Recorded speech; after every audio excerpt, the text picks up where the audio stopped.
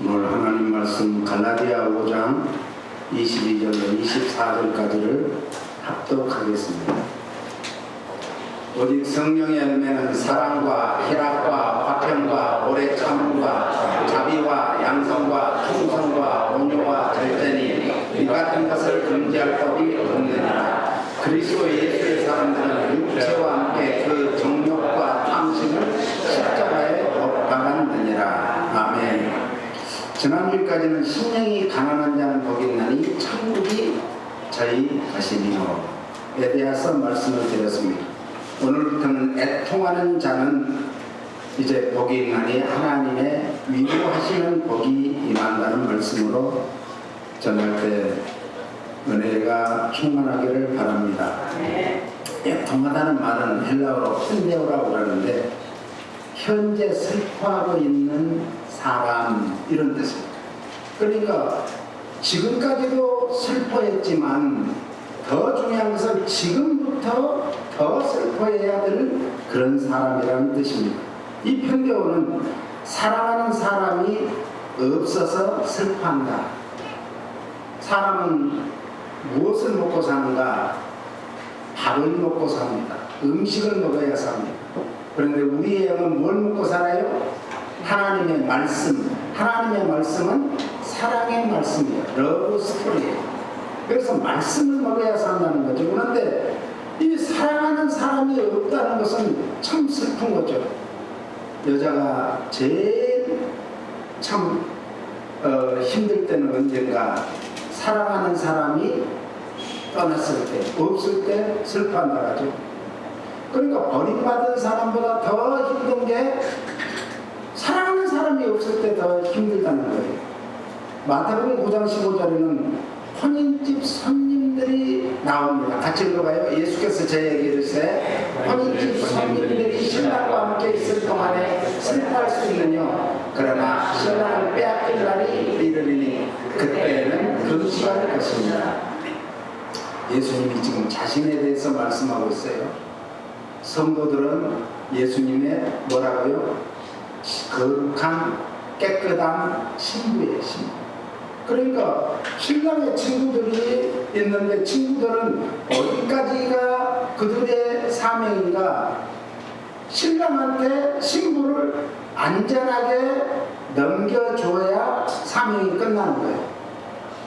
옛날에 우리 어렸을 때는요, 겨울에 이제 농번기가 아니고 농한기인 겨울에 시집가고 장가를 갔어요. 그런데 이제 그때 가마를 타고 그리고 말을 타고 이렇게 좀 돈 있는 집은 말을 한 4필, 5필까지도 빌려요. 그래가지고 이렇게 신랑을 호위하는 친구들이 이렇게 하고 왔는데 이 신부는 이제 가마꾼들이 있어요. 가마꾼들이 보통 4명 정도인데 그 가마꾼들이 신부를 이제 태우고 가다가 이제 시간이 지나면서 긴장을 하니까 안에서 이제 가마꾼들한테 사인을 보내요. 신부가 두들기면서. 그러면 시작 그리고 시입니다. 그때 이제 요강이라는 것을 가지고 다녀요. 그 요강에다 PP를 하는 거예요. 그리고 이제 다시 사인을 하면 가고 이렇게 안전하게 신랑에게 인도해주는 인계해주는 일까지라는 게 신랑의 친구들인데 오늘 성령님은 우리를 예수님의 신랑 되신 예수님께 인계하는 그때까지가 성령님이 이 땅에서 우리와 함께 하시는 거예요. 그리고 그 이후에는 영원히 함께하는 예수님과 놀라운 천국의 복을 받게 될 줄로 믿습니다. 그러니까 이 단순히 신랑의 친구들은 혼인집 손님들이라고 얘기 나오는데 이 뜻은 예식장의 아들들이라는 뜻이에요. 단순히 아들들이 아니라 신랑 친구로서 혼인잔치가 차질이 없도록 다 이렇게 정말 모든 일정을 신부에게 이제 다 바꾸고 신부를 신랑에게로 인도하는 것입니다. 그런데 요한복음 3장 29절에는 세례 요한은 신랑의 친구라고 했습니다. 그런데 마태복음 5장 4절에서는 예수님의 제자들을 신랑의 친구들로 묘사를 하고 있습니다. 성경에서는 예수 그리스도를 신랑으로 교회를 그의 신부라고 하죠. 그래서 교회에 에클레시아라는 단어가 이 여성 명사로 쓰여있어요. 그래서 우리 모두는 예수님을 신랑으로 모시기 위해서 우리 영적으로도 육적으로도 깨끗함을 유지하는 게 제일 중요한 거예요. 신부의 제일 중요한 게 뭐예요? 깨끗함이죠. 깨끗함. 그래서 우리는 무엇으로 깨끗해진다고요? 무엇으로 거룩해진다고요? 말씀과 기도. 할렐루야. 말씀과 기도로 우리는 거룩해져야 되고 깨끗해져야 되는데 말씀과 기도가 없는 사람은 깨끗해질 수가 없어요. 거룩해질 수가 없어요. 그래서 기도하여 말씀의 놀라운 파워가 생명력이 있어 우리의 모든 영과 골수를 쪼개고 남음이 있는 줄 믿으시기 바랍니다. 오늘 그래서 예수 그리스도를 믿고 주님의 일을 하는 모든 성도들이 신부예요. 신부. 그러므로 혼인잔치집에 있는 자들은 비록 금식 기간이라 할지라도 금식할 필요가 있어요? 없어요? 없죠. 그래서 예수님께서는 금식할 때가 있는데 그때가 언제냐? 신랑을 빼앗길 때다. 예수님을 잡아가지고 그를 정말 철저하게 때리고 마침내 십자가에 못 박혀 죽이게 되죠. 그런데 예수님은 그 사망의 권세가 예수님을 어떻게 할 수가 없어요. 그래서 생명의 권세인 하나님의 부활의 놀라운 능력으로 예수님은 3일 만에 무덤에서 다시 부활한 줄 믿으시기 바랍니다. 그래서 신앙 중에 가장 중요한 신앙이 몇 가지 있는데 그 중에 하나가 부활의 신앙입니다. 부활의 신앙을 가진 자는 어떤 신앙을 가져야 되는가? 상받는 신앙을 가져야 돼요. 할렐루야. 우리가 이 땅에서 하나님을 예수님을 믿고 정말 이 땅에서 신앙생활하는 목적은 뭔가? 상받기 위해서. 상받기 위해서. 매 4년마다 올림픽이 있는데 올림픽을 준비하는 선수들은 엄청난 피와 땀과 눈물과 정말 그 어마어마한 노력을 통해서 마침내 각 국가의 대표로 뽑혀서 올림픽에 출전하잖아요. 그 올림픽에 나가서 금메달을 따는 것이 목적이에요. 우리는 상 받는 믿음. 이 세상에는 많은 상이 있습니다. 그런데 그 모든 상보다 가장 좋은 상은 하나님이 주시는 상인 줄 믿습니다. 그래서 우리가 정말 죽도록 충성하라 그리하면 내가 생명의 면류관 상을 너희에게 주리라. 그래서 모든 성도들이 제일 큰 상은 어떤 상인가? 믿음의 상입니다. 믿음으로 구원받기 때문에 믿음의 상 받기를 예수님 이름으로 축원합니다. 그런데 성경에는 이제 금면과 상이 받고 있어요. 그러니까 금면과는 금이라는 것은 영원히 변하지 않는다 이런 뜻이에요. 오늘 우리가 영원히 변치 않는 그런 상을 바라보고 신앙생활을 해야 될 줄로 믿습니다. 그러므로 이제 신랑의 친구들은 마지막 잔치날 밤에 신랑을 신방으로 인도해 주어야 끝이 나는 건데, 그러므로 애통은 현대어는 인간과 하나님 사이를 갈라놓은 것이 뭔가? 신랑과 우리를 갈라놓은 것이 뭔가? 죄라는 거예요. 죄. 그래서 인생의 최대의 문제는 죄의 문제입니다. 죄 문제 해결하면 다 끝납니다. 우리가 죄 문제 해결하면 슬픔도 고통도 눈물도 정말 아픔도 괴로움도 아무것도 없어요. 죄 문제 끝나면 다 끝나는 거예요. 에덴 동산에는 그 모든 문제가 죄의 문제가 없으니까 거기에는 정말 행복한 동산이었어요. 오늘 우리가 행복하게 살지 못하는 것은 죄 문제 때문에. 아직도 우리가 예수 믿으면서 내 안에 있는 뭐가 있어요? 죄성이 있다는 거예요. 죄성. 이것과 끊임없이 싸워야 돼요. 끊임없이. 우리의 영적인 소욕이 정말 크면은 육신의 소욕을 이기고, 육신의 소욕이 크면 영적인 소욕이 지게 되는 거예요. 그래서 우리는 늘 끊임없이 영적인 양식을 먹고 영적인 훈련을 받고, 이 예배도 훈련입니다.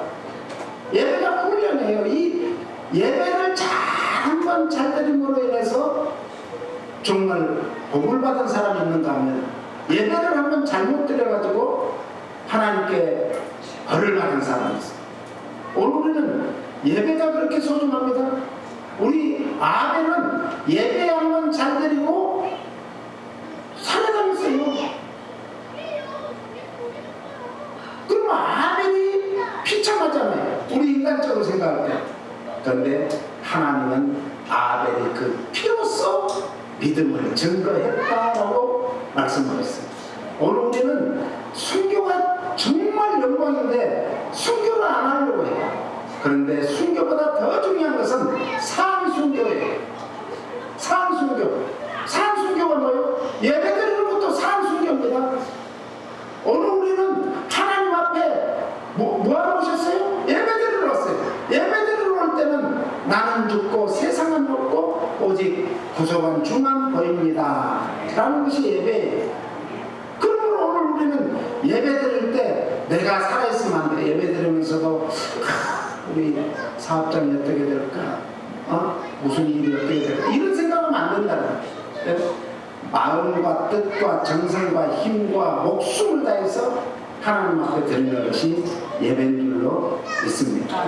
그래서 이 문제를 철저히 깊이 슬퍼하고 죄의 문제를 철저히 회개하는 마음, 그러므로 우리는 죄에 대해서는 철저히 애통해야 될 줄로 믿습니다. 이 애통하는 마음이 애통한 자가 복이니 저희가 위로를 받을 것이라.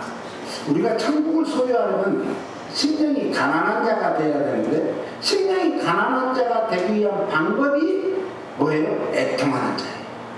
할렐루야.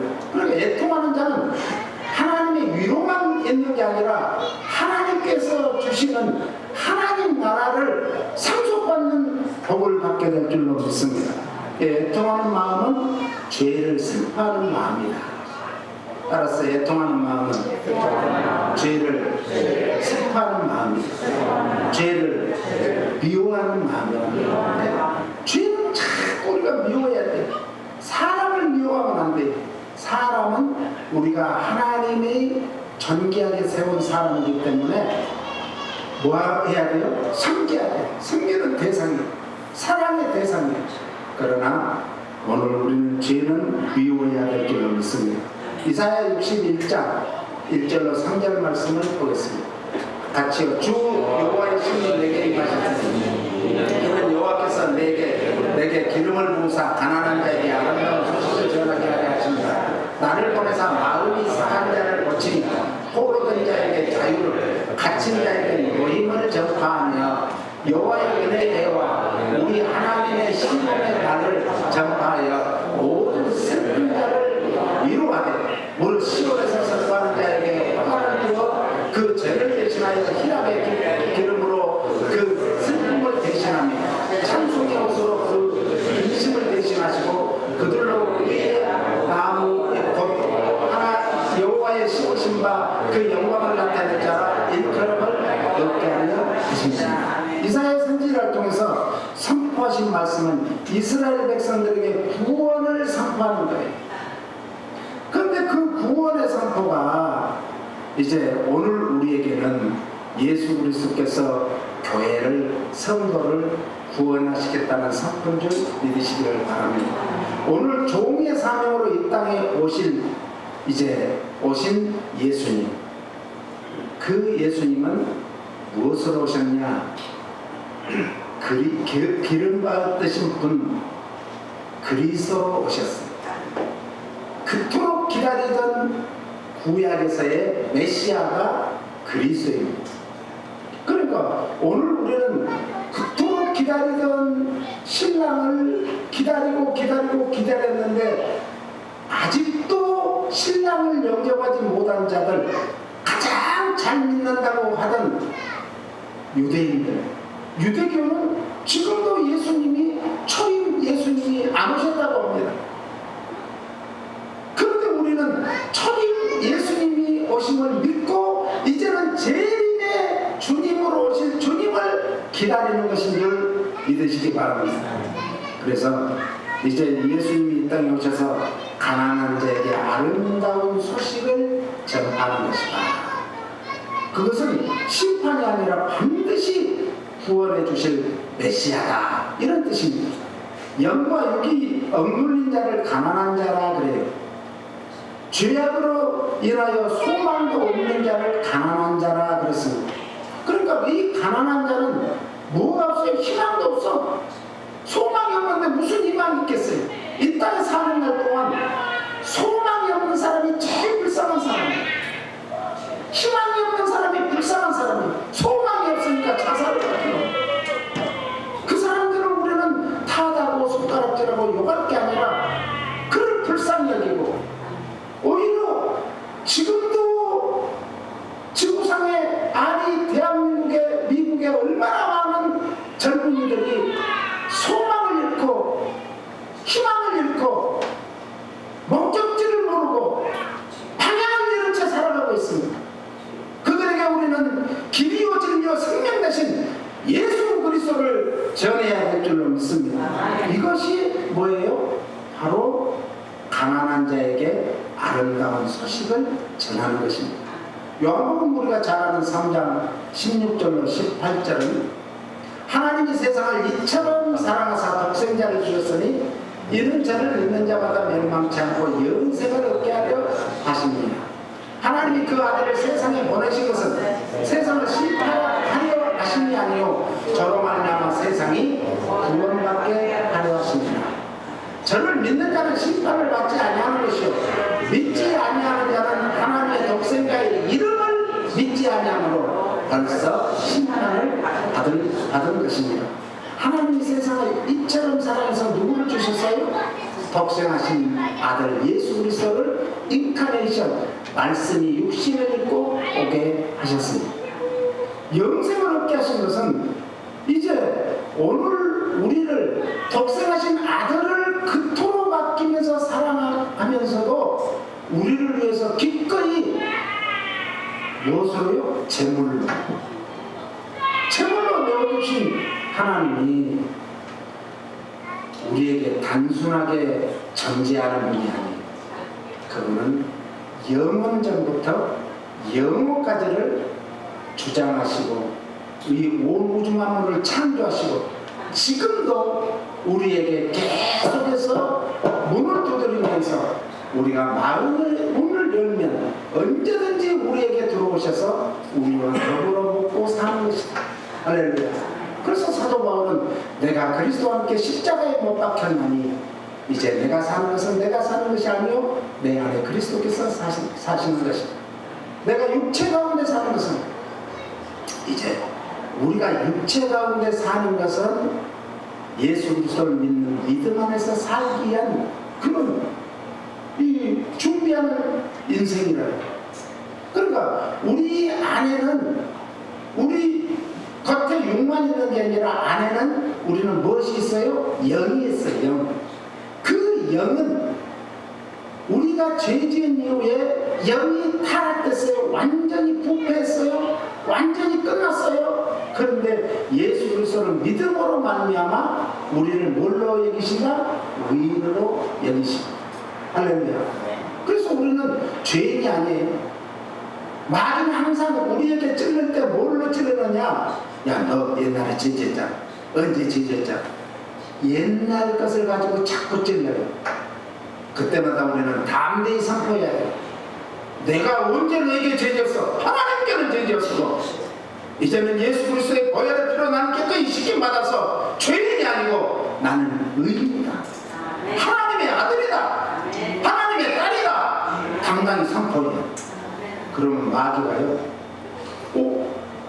이런 사람이 있네? 그리고 마귀가 오히려 벌벌 떨고 도망가요. 한 길로 왔다가 7길로 도망가요. 그런 역사가 임하는 줄 믿으시기 바랍니다. 그래서 우리는 질적으로 늘 윤택해져야 되고 풍성해져야 될 줄로 믿습니다. 풍성한 삶을 사시기를 예수님 이름으로 축원합니다. 우리 교회 이름이 요한복음 10장 10절에서 탄생이 했어요. 같이요. 도적이 오는 것은 도적질하고 죽이고 멸망시키려는 것 뿐이요 내가 온 것은 양으로 생명을 얻게 하고 더 풍성히 얻게 하려는 것입니다. 할렐루야. 오늘 우리 그래서 풍성한 교회의 이름이 이름값을 해요. 우리는 이름값하고 살아야 돼요. 장로님, 권사님, 집사님들은 이름값을 해야 돼요. 목사는 목사다면 이름값을 해야 돼요. 그런데 LA 어느 술집에 가면은 장로님 그러면 몇 사람이 뒤를 쫙 돌아본대요. 그러고 이름값 못하는 거죠. 우리 교회는 없지만은 중요한 거. 남은 여생에 우리는 무하며 살아야 돼요. 이름값 하며 살아야 돼요. 이름값 하며 사는 것이 은혜고 축복이고 풍성하게 살게 되고 윤택한 삶을 살게 되는 줄 믿으시기 바랍니다. 그래서 우리 교회, 풍성한 교회의 영목표가 뭐죠? 주보 맨 앞에 있잖아. 항상 내주잖아요. 네? 새로운 생명을 잉태하는 교회. 그러니까 내가 믿지 않는 사람을 위해서 내 주위에 있으면 그 사람을 품고 계속 기도해요. 더 나아가서 문영혼을 위해서 기도해야 돼요. 그리고 다음 세대를 품는 교회잖아요. 다음 세대는 뭐예요? 우리의 후손들을 품고 그들을 우리 예수 그리스도 안에서 하나님 안에서 성령님 안에서 늘 이 땅에서 승리하며 살도록. 예? 지금 미국이나 한국도 지금 마약이라는 이것에 자유지대가 없다가죠. 안전지대가 없다가죠. 안전지대가 없어요. 미국은 말할 것도 없고. 제가 교도소 사회가 가보면은 70% 이상이 마약 사범이에요. 심각합니다. 그 잘 나가던 사람이 어느 날 하루아침에 마약으로 인해가지고 인생을 망치는 거예요.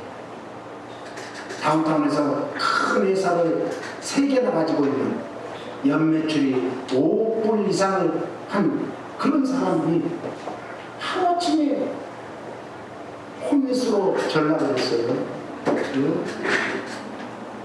그러므로 우리는 예수 생명을 소유한 성도는 시간이 흐를수록 횟수가 거듭될수록 예수 그리스도를 통해서 더 풍성하고 새로운 은혜의 삶을 공급받게 됨을 믿으시기 바랍니다. 그래서 17절에 예수 그리스도께서 이 땅에 오신 목적을 분명히 말씀하죠. 예수 그리스도께서 이 땅에 오신 목적은 심판이 아니라 뭐라고요? 구원하러 오시는 거예요. 한 영혼이라도 더 구원받기 위해서 하나님께서는 예수님이 오시는 것을 더디 오시게 하는 거예요. 야, 어떤 사람 보면 정말 어떤 사건을 보면 예수님이 금방 오셔가지고 막 불바다로 만들어서 이 땅을 좀 그렇게 했으면 좋겠다. 우리 생각은 그러지만 하나님은 오래 참으시는 하나님. 그 하나님께서는 한 영혼이라도 더 우리에게 구원시키고 더 큰 상급을 받게 하기 위해서 기다린 줄 믿으시기 바랍니다. 그래서 요한복음 8장 2절로 11절에 보면은 가늠한 여인을 이제 예수님께로 데리고 와요. 현장에서 잡아가지고 유대 지도자들의 이 음모죠. 거기에는 서기관들과 바리새인들이 예수님을 함정에 빠뜨리려고 그 여인을 끌고 옵니다. 그래서 현장에서 가늠하다 잡힌 여인을 데리고 왔을 때 그들은 손에다 뭘 들었는가? 돌멩이를 들고 왔어요. 어떤 사람이 양손에 든 사람도 있을 거예요. 그리고 노기가 추천해가지고 이제 꼼짝없이 예수님을 잡았구나. 자기들은 생각하고 예수님을 죽일 생각을 하고 왔는데, 그래서 그 머리채를 끌고 확 와서 가만히 데려다 줬겠어요? 머리채를 휙 잡아드니까 저 땅바닥에 열버려버린 거예요. 그 예수님 앞에. 그래서 당당히 말하는 거예요. 이 여인을 현장에서 가늠하다가 잡아온 여인이다. 어찌하시렵니까? 하니까 예수님이 그들을 보니까 이대로 했다가는 잘못하면은 자기도 돈 맞겠어. 그래서 땅바닥에 엎드려서 글을 씁니다. 아무 말씀도 안 하셨어요. 너희들이 돌로 쳐라. 율법대로 하면. 사랑으로 하면 다 용서해라. 그렇지 않았습니다. 이 여인이 현장에서 죄를 짓다가 너희들이 잡아서 끌고 왔지. 그런 마음으로 죄 없는 자가 돌로 쳐.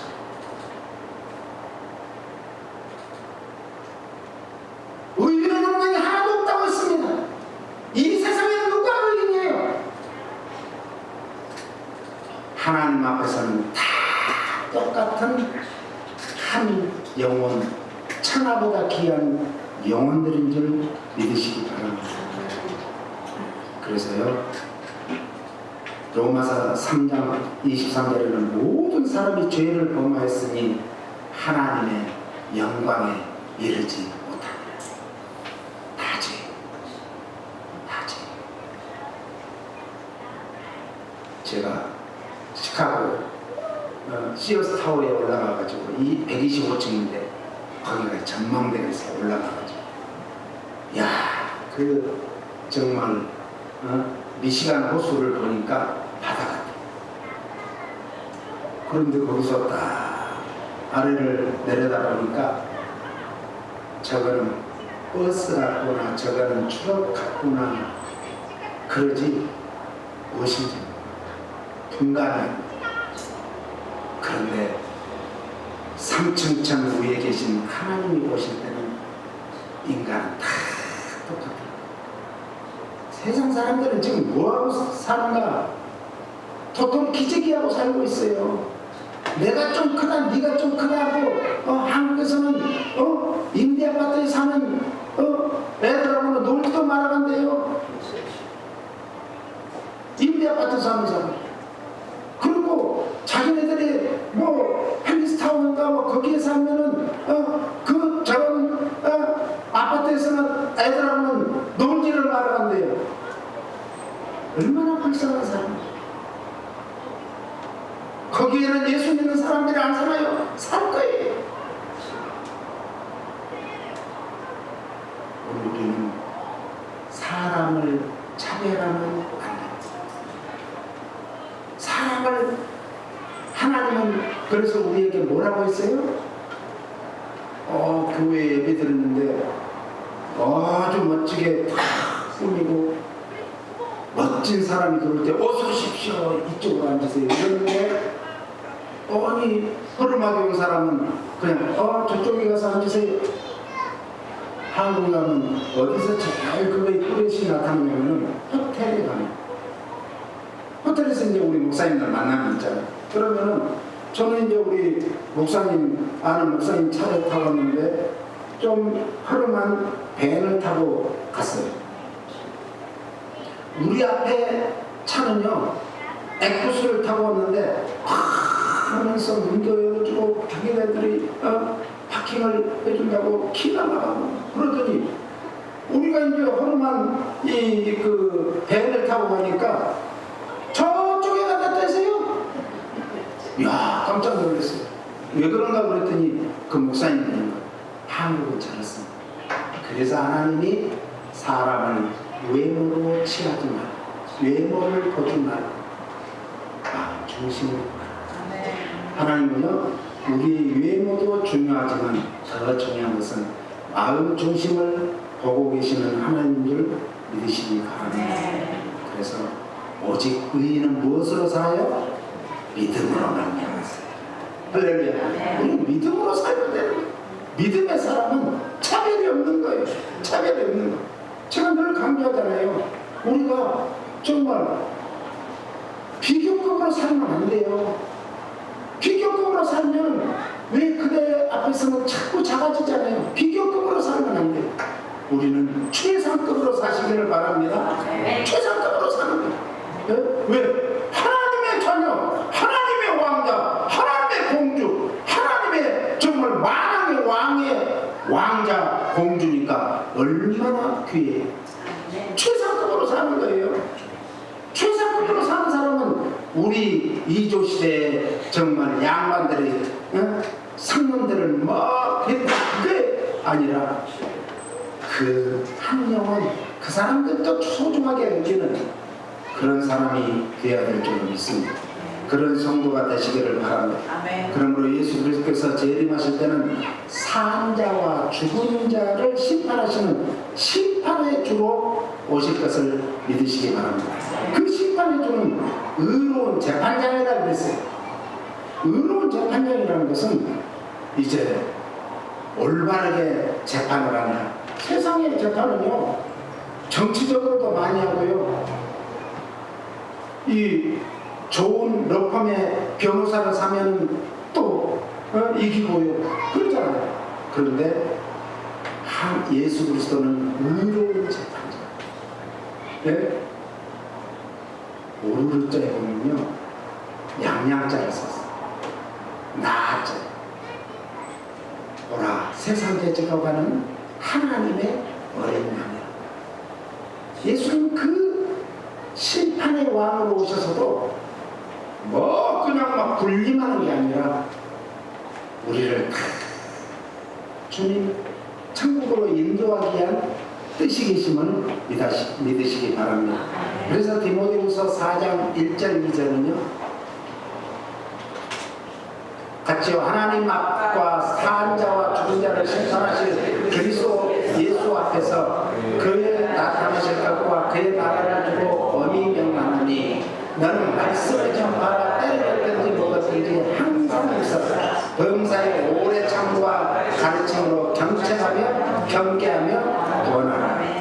오늘 우리는 그날에 주님이 공중에 강림하시는 그날에 심판대 앞에서 인생의 삶을 결산하는 날이 오는 그날에 믿는 자는 반드시 구원받고 천국에서 영원히 영생의 복을 받을 줄로 믿습니다.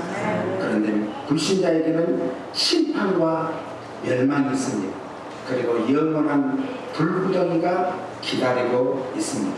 그러므로 우리의 삶의 결론은 디모데후서 4장 2절 말씀과 같이 복음을 전파하는 것. 뭐 하는 거라고요? 복음을 전파하는 것. 예수님도 마태복음 28장 18절로 20절에 너희는 가서 모든 족속으로 제자를 삼아 아버지와 아들과 성령의 이름으로 세례를 주고 가르쳐주게 하라. 이제가 내가 세상 끝날까지 너희와 항상 함께 있으리라. 임마누엘의 복을 받는 것이 복음을 전파하는 것. 오늘 우리가 성령의 열매를 맺는 삶의 골이 뭔가, 목적이 뭔가, 복음을 전파하기 위해 그런 거예요. 왜? 내가 정말 평안하게 누리고 평안하게 사는 삶이 아니에요. 거기에서 그친다면 세상 사람하고 똑같아요. 우리는 한 걸음 더 나아가서 복음을 전파하기 위해서 성령의 열매 맺는 삶을 살아야 될 줄로 믿습니다. 그 열매 맺는 삶에서 우리는 심령이 가난해서 천국을 소유하고 죄를 애통해하며 슬퍼하며 미워하며 그래서 하나님께로부터 진정한 위로가 있게 되기를 예수님 이름으로 축원합니다. 이 복음 전파는 때를 얻든지 못 얻든지 해야 된다. 사람들에게 실수와 허물을 깨닫게 해야 된다, 이런 뜻입니다. 복음을 전파하면 그 사람들이 내가 뭘 잘못했는지, 내가 지금까지 걸어온 길이 걸어왔는지 바른 길을 걸어왔는지를 깨닫게 된다는 거예요. 그래서 이제 회개라는 것은 180도로 돌아서는 걸 말해요. 지금까지 내가 가장 바른 길이라고 걸어왔더라도 사람들에게는 박수, 갈채를 받는 그런 길을 걸어왔을지라도 복음이 내 귀에 들리고 내 마음에 정말 심어질 때 아하! 내가 지금 이게 올바른 길이 아니었구나. 그걸 깨달은 게 사도 바울 아니에요? 우리도 그거예요. 내가 아무리 깨끗하게 산다 할지라도 우리는 깨끗할 수가 없어요. 예수 그리스도의 십자가의 보혈로 깨끗하게 됨을 믿으시기 바랍니다. 사람들이 그 범죄에 대해서 우리는 경계해야 돼요. 사람들이 죄를 지으면 저 사람은 죄 지은 사람이야, 나쁜 사람이야. 교도소에 가면 죄 지은 사람이죠. 그런데요, 거기에는 미국 같은 데서도요, 10%, 5%에서 10%, 10%, 5%에서 10% 정도가 억울하게 들어온 사람. 억울하게 들어온 사람들이 경찰들이 승진할 때 되면 이제 어떤 사건에서 그걸 해결하지 못하는 게 있으면 그걸 해결하기 위해서 어떤 특종인을 잡아다가 이제 뒤집어 씌워. 왜? 미국도 그래요. 한국은 검찰에서 완전히 막 180도 바꾸기도 하고 그러잖아요. 이게 세상법이에요. 죄 지은 자라 해서 세상의 감옥에 있는 자라 해서 죄 지은 게 아니라 감옥 밖에 있는 사람이 어쩌면 더 큰 죄를 짓는지도 몰라요. 우리가 그 사람들보다 더 큰 죄를 짓고 있는지는 몰라요. 사람을 미워하는 것은 뭐라겠어요? 살인죄라고 해요. 살인죄. 우리는 살인했는지도 몰라요. 그래서 경계라는 것은 엄하게 징계를 해라, 이런 뜻입니다. 잘못하면 징계도 해야 됩니다. 교회가 지금 다 은혜로 넘어가니까 지금 교회가 징계가 없어졌어요.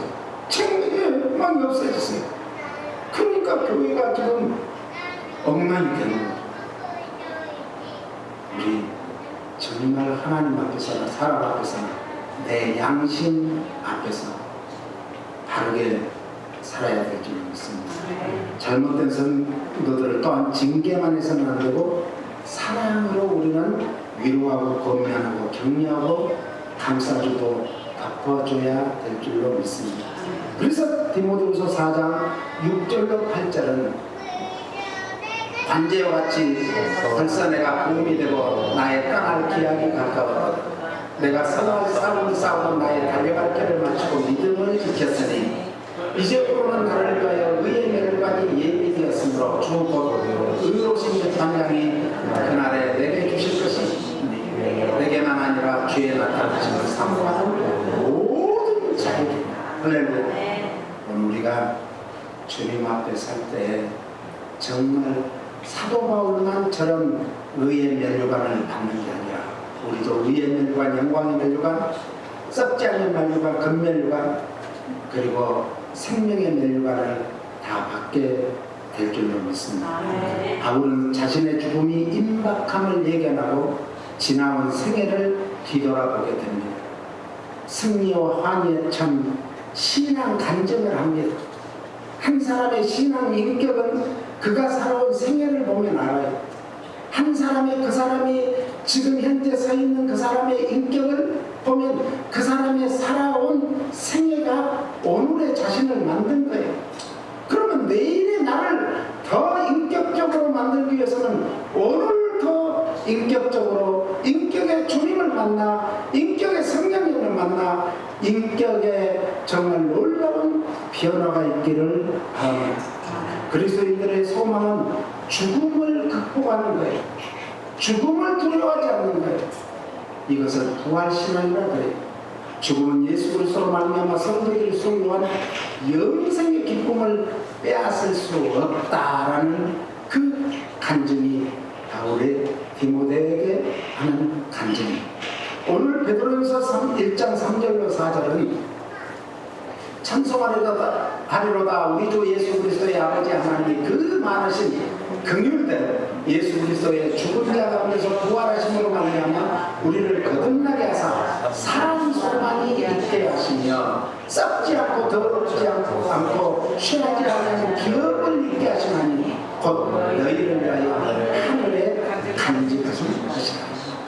오늘 베드로 사도는 정말 썩지 않고 더럽지 않고 새하지 아니하는 기업을 받게 하는, 이 세상의 기업은 받아도 없어질 수가 있고 정말 성공했다 해도 실패할 수도 있고 실패한 자가 다시 성공할 수 있고, 우리는요 실패를 두려워하면 안 돼요.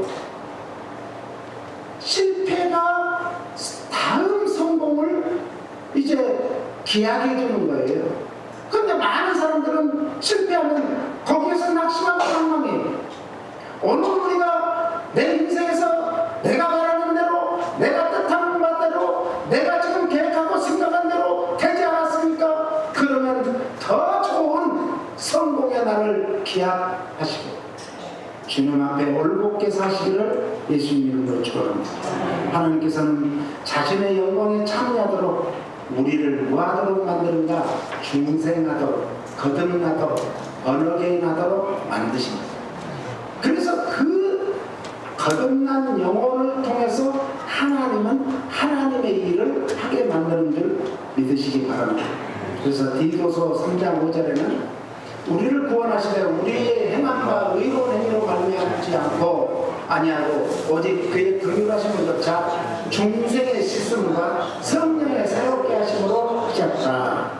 긍휼하심을 쫓아서, 이 말씀은 하나님께서 죄인이며 구원받을 자격이 없는 자를 구원하시겠다는 그런 약속입니다.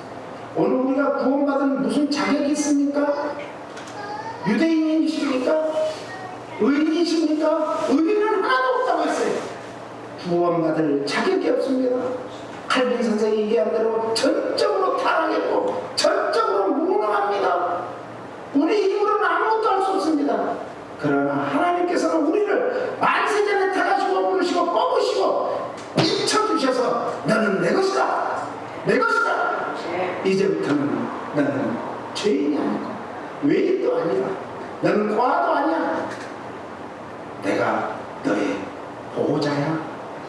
그 보호자를 우리에게 보내주신 것이 성령 하나님이시다. 할렐루야. 오늘도 보호자 되신 성령 하나님이 우리와 함께 하심을 믿으시기를 바랍니다.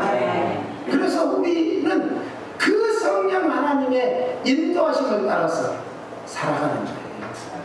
내 마음대로 사는 것은 세상에 그걸 자유라고 그러죠. 그런데 진정한 자유는 법의 테두리 안에서 사는 것이 자유입니다. 네? 우리는 하나님의 법, 말씀의 법, 사랑의 법, 그리고 심는 대로 거두는 법에 의해서 살아야 될 줄 믿습니다. 그래야 하나님께서 오시고 우리가 때가 되면, 아주 중요한 게 때입니다. 성경에서 제일 중요한 것은 때라고 그래요. 때. 이 때가 중요합니다. 어떤 사람은 76세에 내가 이제 인생을 이대로 마쳐야지, 무슨 내 인생 앞에 엄청난 것이 펼쳐지랴. 그런데 가만히 이렇게 죽기는 너무 아까워. 76세에 산으로 들어갔어요.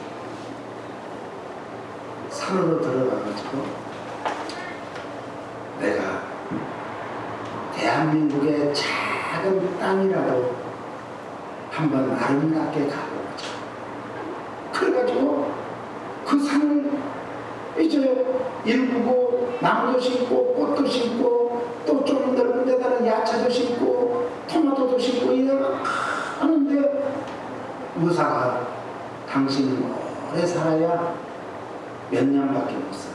몇 년. 2, 3년. 그런데 90세가 넘었더라고요. 유튜브에 나오는데 90세가 넘었어요. 세상에서도 소망이 있고 있고 무엇인가 해야 되겠다는 것이 있으면 그렇게 하고, 우리는 영원한 하나님의 품으로 가야 될 우리가 아니에요. 천국을 우리에게 상속으로 주시잖아요. 그 천국에서 어떻게 사시기 원하십니까? 먼저 가는 뒤에 부모, 형제, 일가 친척들, 그리고 아는 믿음의 선배들 만날 그날을 생각합니다. 오늘 또 믿음으로 승리하기 위해서 신령의 애통해서 천국을 소유하시고 정말 하나님의 위로가 넘치는 그런 삶을 살기를 예수님 이름으로 축복합니다. 우리 조용히 눈을 감고 기도하는데 그렇습니다. 제가 세상에서 잘